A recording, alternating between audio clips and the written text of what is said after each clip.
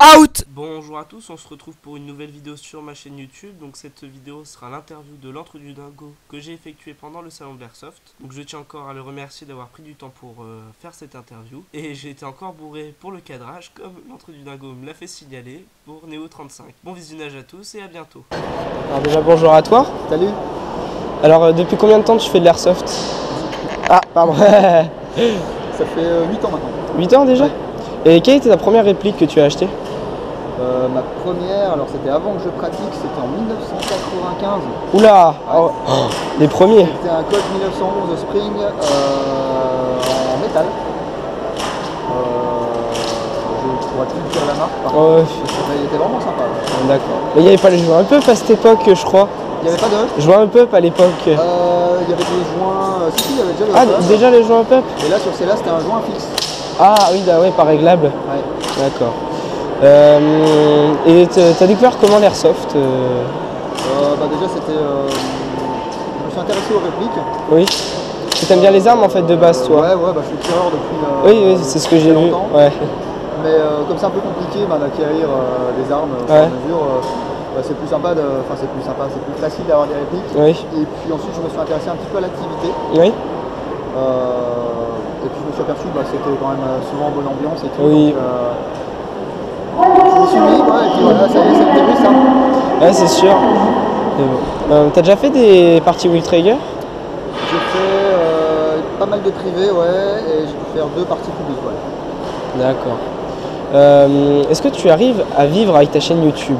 Ah, pas du tout. Non, pas du tout. Pas du tout, non. Ouais, surtout que la politique devient de plus en plus difficile en plus pour... Ouais, c'est pas trop ça, mais enfin... Ouais, il y a des mythes, tu vois. Chacun qui crée sa petite chaîne, il se dit, ouais, je vais gagner ma vie avec. Non, mais c'est... Il faut avoir des millions d'abonnés et des millions de vues pour pouvoir en vivre, quoi. Ouais. Et t'as quand même réussi à avoir des sponsors, à avoir par exemple des répliques et des choses comme ça?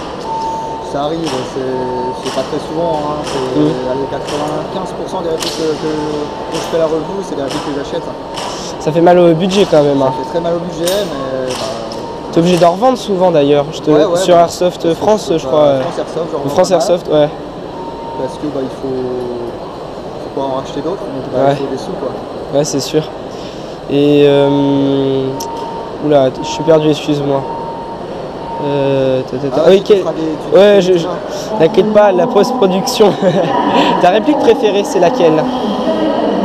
Ah, il y en a plusieurs quand même, hein. J'aime bien la KM GHK quand même, au GBBR. La M4/8 GBBR que j'ai eu il n'y a pas longtemps, qui est un très bon GBBR en sortie de boîte. Quelqu'un qui veut commencer le GBBR, c'est idéal, quoi. D'accord. En AEG, le HK416 Next Gen Marley, j'adore. Le 417 aussi. Oui.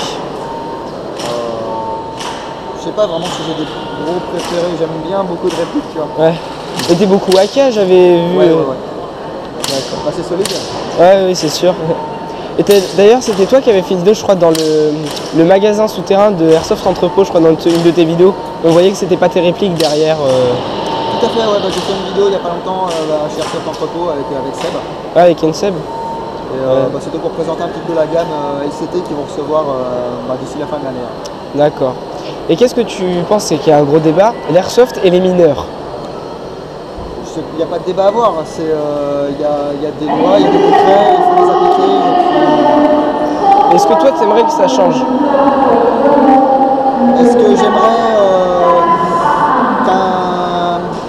qu'une personne de 14 ans ait le droit de conduire? Tu vois ce que je veux dire? Oui, voilà. Mais moi personnellement, je serais pour qu'il baisse au moins à 16 ans. Tu as bien le port de... Enfin, tu as le permis de chasse à 16 ans, tu peux tuer quelqu'un. L'Airsoft, tu ne peux pas, par exemple.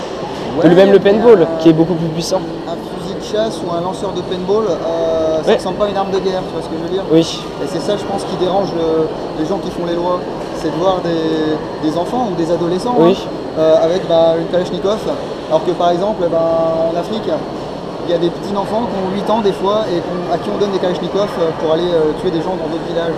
Ouais. Je pense que c'est ça qui bloque plus que le fait, parce que là tu peux jouer avec des mini, pourquoi? Parce que souvent ça n'a pas l'aspect d'une vraie arme.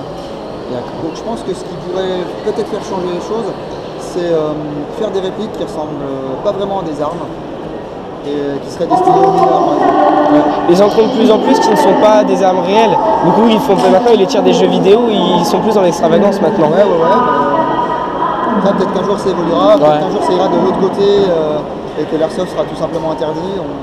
Surtout, je sais pas si tu as repéré, Airsoft News, ils ont sorti une vidéo où ils parlent des lois européennes où, au bout du compte, ils voudraient faire passer l'airsoft dans une catégorie 3.